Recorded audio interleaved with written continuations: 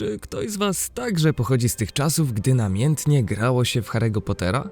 Ten tytuł to dla mnie jedna z tych najlepiej wspominanych przygodówek dzieciństwa, do którego wraca się przynajmniej z nostalgicznym westchnieniem. Bo chociaż nie była to 100% adaptacja powieści J.K. Rowling, to na brak magicznego, czarodziejskiego klimatu nie można było narzekać. Nawet dzisiaj, aż przyjemnie znów skoczyć w buty Harry'ego, Rona i Hermiony i ruszyć na zwiedzanie Hogwartu, zbierając wszechobecne fasolki Bertiego Botta. Witajcie w kolejnej części z serii legendarnych gier. Parszywek, wracaj! Nie możesz panować nad tym potworem? Uspokój się, Ron. Obudzisz profesora Lupina.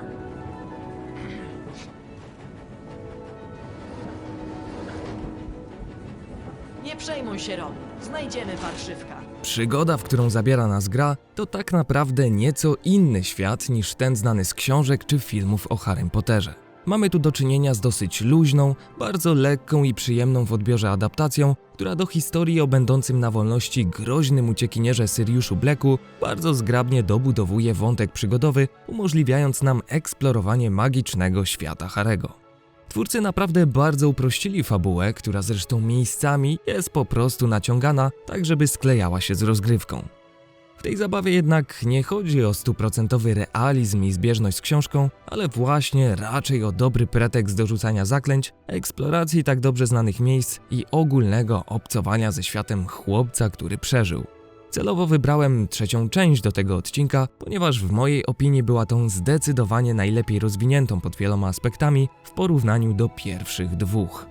Poruszając się na zmianę którymś z trzech głównych bohaterów, wkraczamy w świat typowej gry przygodowej, której przechodzenie wymuszać na nas będzie używanie różnych zaklęć do wchodzenia w interakcję ze światem i zachęcać do zbierania fasolek, kociołkowych piegusków, dyniowych pasztecików czy kart z czekoladowych żab.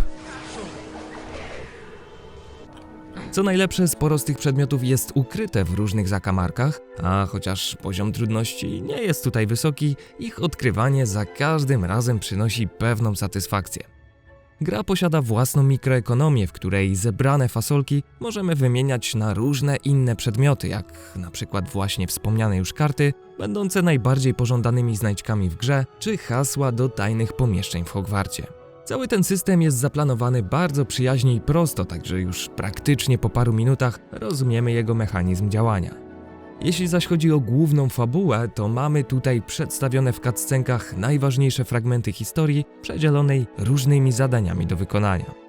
Chyba najbardziej charakterystyczne dla gry są lekcje różnych konkretnych zaklęć prowadzone przez znanych nam z książek nauczycieli, jak profesor McGonagall, profesora Lapina czy Flitwicka, polegające na tym, że któryś z trójki bohaterów przechodzi przez specjalne drzwi w sali lekcyjnej, za którymi czeka na nas do wykonania specjalny poziom. Profesor Lupin? Witaj, Ron. To magiczne zadanie Carpe Retractum. Jak to w przygodówkach, jest to po prostu test naszej zręczności, w którym będziemy głównie wykorzystywać nowe zaklęcie, którego mamy się nauczyć, a także okazjonalnie inne, poprzednio już poznane. Towarzyszyć zaś nam będzie głos danego nauczyciela, udzielając rad i wskazówek. Każda taka lekcja charakteryzuje się również różnymi ukrytymi przedmiotami oraz 10 złotymi tarczami, których zebranie umożliwi nam na koniec wejście do specjalnej komnaty fasolek. Komnata fasolek to dla nas taki dodatkowy bonus, dzięki któremu możemy o wiele szybciej ich sobie dozbierać, a przez to też więcej pohandlować.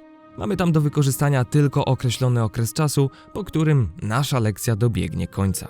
Od zawsze podobało mi się w tej komputerowej wersji Harry'ego, że cała ta eksploracja świata jest bardzo ciekawie zróżnicowana. Bo z jednej strony mamy główny wątek, wspomniane lekcje i rozwój fabuły, z drugiej zaś dosyć swobodne podejście do poruszania się po tym świecie. Czyli bez problemu można buszować po zamku, odkrywając kolejne tajemnice, poprawiać swoje osiągnięcia z poprzednich lekcji, czy nawet latać u Hagrida na jego hipogryfie.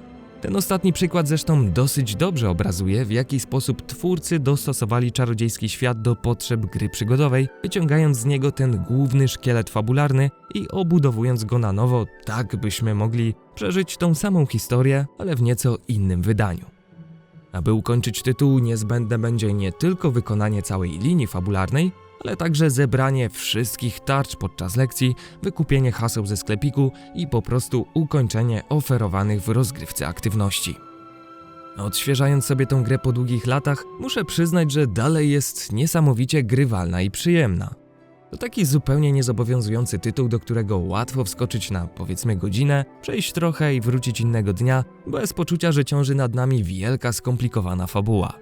Na uwagę na pewno zasługuje również fakt, że większość aktorów głosowych to ci sami, którzy podkładali swoje głosy w filmie, co też bardzo przyjemnie podkręca immersję z tym światem.